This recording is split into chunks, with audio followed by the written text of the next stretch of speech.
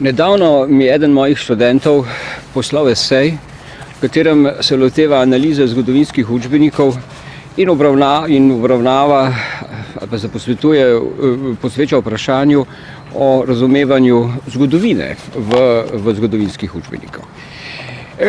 Esej je bil čisto v redu, zares intriganten pa je bil spremni mail, ki ga mi je poslal, in katerem pravi, da se mu je pri proučevanju teh ali pa razmišljanjih o teh vprašanjih o zgodovini in učbenikih zazdelo, da obstaja nekakšna zmešnjava, nekakšna pojmovna zmešnjava, da se pravzaprav ne loči med zgodovino, preteklostjo in spominom. In da je pravzaprav v nekakšni dilemi in da mu je ta dilema v zadrego. Moj odgovor je bil, da ni treba, da je ne v zadregi, da pa je hvalevredno, da je v dilemi in da naj mu bo ta dilema v ponos, kajti mnogi je niso opazili. Namreč, in odgovor je bil še moj, da je razlika med temi tremi pojmi pa tale. Spomin je ena sama travma. Zgodovina, ki je znanost, je en poskus obvladovati to travmo, preteklost pa je ves čas z nami, torej je sedanjost, kar je pa tudi precej travmatično. In dejansko, sam že tako mislim, je travmatičnost tista, iz katere se rojeva na podlagi zgodovinskega vedenja in ob poznavanju preteklosti se rojeva spomin. In ti ključni gradniki tako posameznika, zlasti pa seveda družbenega spomina ali pa nacionalnega spomina, te gradnike spomina imenujemo kraji spomina. Metafora je vzeta po Pierru Noraju, francoskem zgodovinarju, ki je tam v koncem 80-ih prejšnjega stoletja uredil 3 obsežne volumne francoskih krajev spomina, od paca Bastilje, Marsejeze do Proustovega iskanja izgubljenega časa. Skratka, kraji spomina so neka metafora za kraje, fizične kraje, geografske kraje, ki so historično pomembni ali pa ki jih spomin prepoznava kot historično pomembne. Kraji spomina so dogodki, so osebnosti, so dosežki. Kraji spomina so torej gradniki nacionalnega spomina, so kraji, v katerih se, tako rečem, kondenzira spomin neke nacije. Pomembno je pa tle upozoriti po moje na dvoje. Prvič, da obstaja nekakšna polifonija, spominska polifonija, namreč, da obstaja en kraj spomina na nek dogodek, na neko osebnost, pa so lahko spominski diskurzi okrog tega dogodka, te osebnosti, tega dogajanja, tega kraja, lahko zelo različni. So si lahko celo povsem nasprotujoči. Skratka, obstaja nekakšna polifonija okrog teh krajev spomina in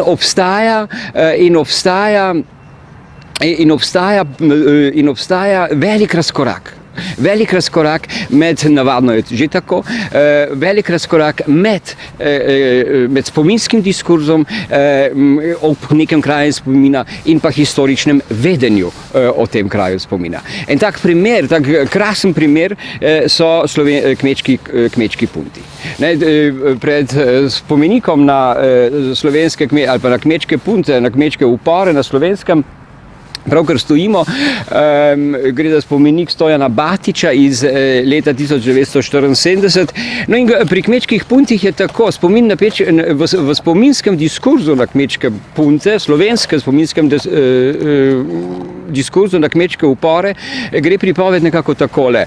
Kmečki punti so bili veličasten dogodek, veličasten dogodek, v katerem so Slovenci izstopili iz svoje anonimnosti.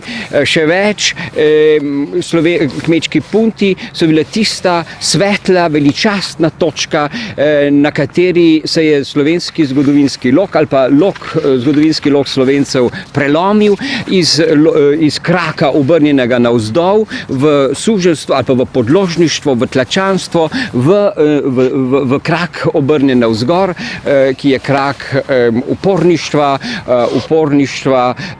revolucionarnosti, krak, ki je doživel potem najsijajnejšo uresničitev v NOB-ju, v narodno-osvobodilnem boju in revoluciji. No, historično vedenje, torej vedenje, kakršnega nam lahko da zgodovinska znanost, zgodovinopisje, je drugačno. Torej, kmečkim uporom nikakor ni mogoče učitati revolucionarnosti, če pa že, pa v povsem drugačnem smislu. Kmečki upori so bili upori, kot piše tudi tamle napis, levkup uboge gmajna. Kmečki upori so bili upori uboge gmajne, kmetov, ki so živeli v nemogočih razmerah, v uboštvu, kakršnega si pravzaprav težko zamislimo. Torej, ki so zahtevali staro pravdo, torej stare pravice, star sistem. To je bila revolucionarnost, ki ni bila umrjena v prihodnost, pač pa v preteklost. To je bila revolucionarnost, ki je zahtevala, da se nazaj vzpostavi oblastni ali pa politični sistem, kakršen je bil edino sprejemljiv, kakršen je za sodobnike sistem, ki je bil od Boga, sistem, v katerem so različni stanovi, v katerem naj so različni stanovi živeli v vzajemnosti, v konkordiji. Temu staremu sistemu, temu bogovšečnemu sistemu so sodobniki rekli triplex status mundi, torej trije redovi sveta. In to je bila revolucionarna zahteva. V tem smislu je pa mogoče slovenskim kmečkim uporom ali pa uporom na slovenskem vendarle mogoče očitati revolucionarnost. Ampak kot rečeno, ta revolucionarnost je bila obrnjena nazaj in ne naprej. In beseda revolucija, če vzamemo en drug velik kraj spomina iz zgodovine slovenskega prostora ali naroda, nacije, revolucija. Revolucija v 20. stoletju je bila za vse, ki so pri njej sodelovali, sveta stvar. To je bila sveta stvar za ustvarjanje novega sveta, pravičnejšega sveta. Če beremo Kocbeka v njegove predvojne spise ali medvojne spise, v dejanjih, v njegovi reviji Dejanje ali pa potem v njegovih dnevnikih, torej to je zanj in še za mnoge druge revolucionarje je revolucija bila sveta stvar za nov, boljši, pravičnejši svet. V spominskem diskurzu, kakršen se do danes ohranja, ta beseda revolucija ali pa spomin na revolucijo postane nekaj povsem drugega. Postane bodisi pravičen boj pravičen boj za oblast, je v spominskem diskurzu velja za revolucijo za nekakšno absolutno dobro, oziroma na drugi strani kot nepravičen boj za oblast in torej absolutno zlo. In tako tega absolutnega dobrega, kakor absolutnega zla, ne gre preopraševati v tem spominskem diskurzu.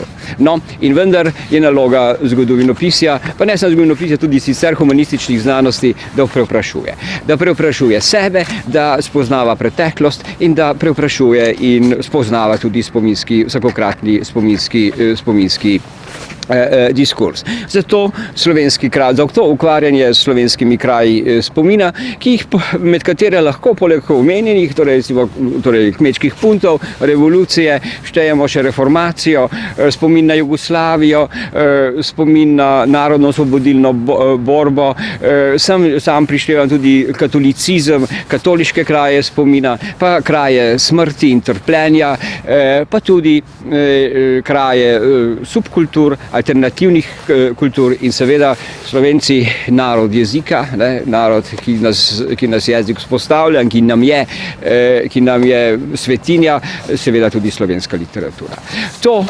Zato kraji spomina, zato ukvarjanje s kraji spomina.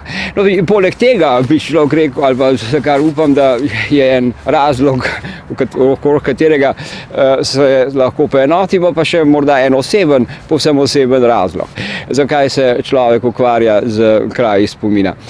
Torej, v slovenski spominski krajini, pa tudi v slovenskem zgodovinopisju vlada nekakšen boj, nekakšna, človek bi rekel, skoraj da vojna za obvladovanje spominske pokrajine, za obvladovanje spominskega diskurza, za obvladovanje spomina, pa tudi za vrhovno razlago, bi človek rekel, za Deutungshochheit nad zgodovinsko razlago. Torej, meni samemu se zdi to grozno absurdno, tako kot vsaka vojna je tudi ta absurdna. No in zato, da bi vendarle ta vojna enkrat končala, da bi v tej vojni ne bilo ne poražencev, ne zmagovalcev, da bi zmagalo resnicoljubno spoznanje za to ukvarjanje s slovenskimi kraji spomina, da bi skratka zmagal en nacionalni mir. No in tega miru in resnicoljubnega spoznanja želim nam vsem.